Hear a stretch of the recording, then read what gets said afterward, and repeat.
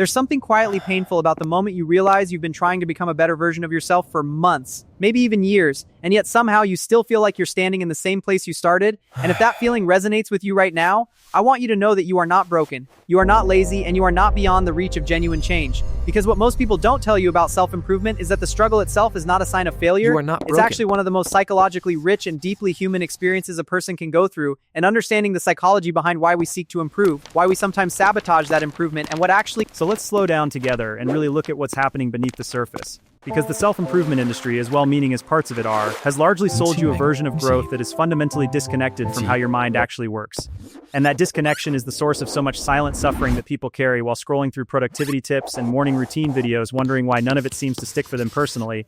And the first thing worth understanding here is the concept that psychologists sometimes refer to as the gap between the actual self and the ideal be, which is this internal distance you feel between who you are right now and who you believe you should be or could be. When the ideal self you've constructed in your mind is so perfect and so polished and so impossibly consistent that your actual self feels almost embarrassing by comparison, that's when self-improvement stops being a journey and starts being a form of quiet self-rejection, and you might not even notice this is happening because it disguises itself as ambition, it disguises itself as standards, it dresses up in the language of discipline and high performance, but underneath it there's often this whisper that says you are not enough as you are, and that whisper is worth examining very carefully, because the psychologist Carl Rogers spent much of his life exploring what he called unconditional positive regard, but when we extend a kind of radical acceptance to who we currently are, and this might sound counterintuitive, you might be thinking that if I accept myself as I am, then what's the motivation to change?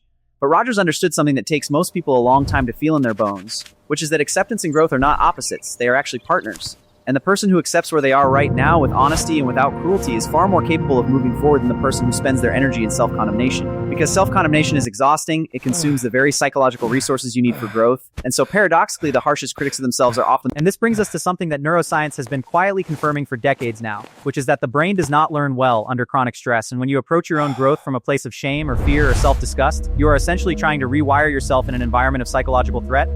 And the brain under threat narrows its focus, it becomes rigid, it defaults to familiar patterns, because familiar patterns feel safe even when they're painful. And this is why so many people find themselves repeating the same cycles despite genuinely wanting to change. It's not a moral failing, it's a neurological reality. And understanding this should feel like a relief to you rather than an excuse, because because human beings are not just creatures of habit, we are creatures of story. We construct narratives about who we are, and those narratives become the invisible architecture of our behavior.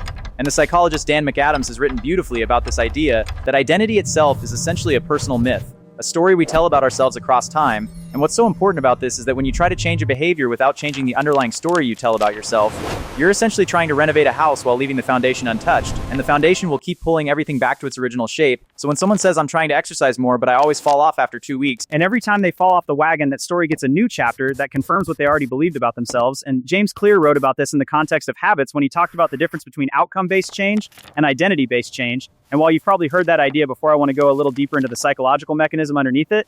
Because the reason identity-based change works is not just strategic, it's psychological in a profound way.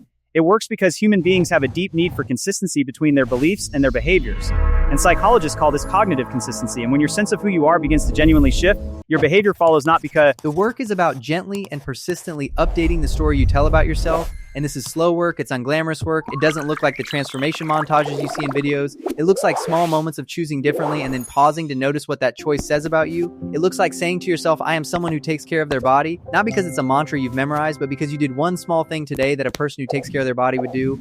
And over time, those small moments of behavioral evidence accumulate and they begin to rewrite the story from the inside out. And there's something else worth exploring here, which is the role of motivation and why it so often feels unreal. That somewhere out there are individuals who simply feel like doing the hard thing every single day and they just do it with unwavering enthusiasm. And the truth is that this is almost entirely fictional. Because motivation is not a personality trait, it's an emotional state. And emotional states fluctuate. They respond to sleep and hunger and stress and social connection and sunlight and 100 other variables that have nothing to do with your character. And so building a life of growth on the foundation of motivation is a little like building a house on sand. It feels solid until the tide comes in. And what sustainable growth actually requires is something more structural than motivation. It requires what psychologists... The understanding that willpower is a limited resource and that the wise approach is to shape your environment so that the desired behavior becomes the path of least resistance. But more than any technique, what sustainable growth requires is a relationship with yourself that is honest without being cruel, that is aspirational without being punishing, that can hold both your limitations and your potential without collapsing into despair or denial. And this is where the philosophical dimension of self-improvement becomes so important.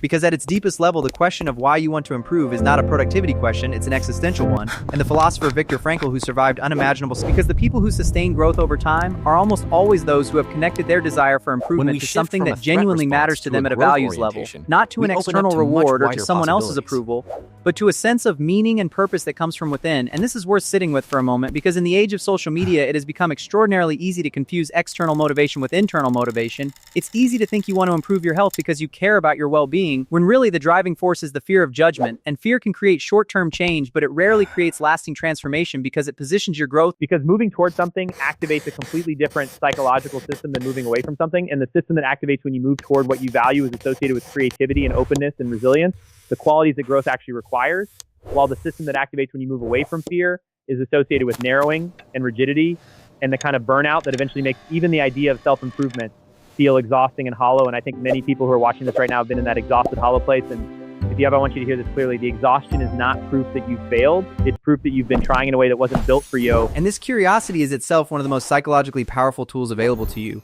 because the mindset of curiosity as opposed to judgment creates what the psychologist Carol Dweck might recognize as a growth orientation, a way of relating to your own experience where challenges become information rather than evidence of inadequacy, where setbacks become data rather than verdicts. And this orientation doesn't mean you stop caring about outcomes. It means you care about them differently. You care about them from a place of genuine interest in your own unfolding, rather than from a place of desperate need to prove something to yourself or anyone else. And finally, I want to say something about the pace of change. And this cultural obsession has infected the way most people approach their own growth, creating this implicit belief that if change is happening slowly, it must not be happening at all. But the deepest and most durable changes in human psychology happen slowly. They happen in the invisible interior of a person's relationship with themselves. They happen in the gradual softening of old stories and the quiet solidification of new ones. They happen in moments that don't look dramatic from the outside, but are seismically significant on the inside. And the person you are becoming is already in the process of emerging. Not because you found the perfect system or the perfect habit or the perfect morning routine. That quiet, persistent willingness to keep engaging with who you are and who you could be, that is not a small thing. That is in fact everything. And I hope this conversation has given you not just information, but a slightly different way of feeling about your own journey. Because you deserve a relationship with your own growth that feels like companionship rather than warfare. And that relationship, like all good relationships, begins with understanding.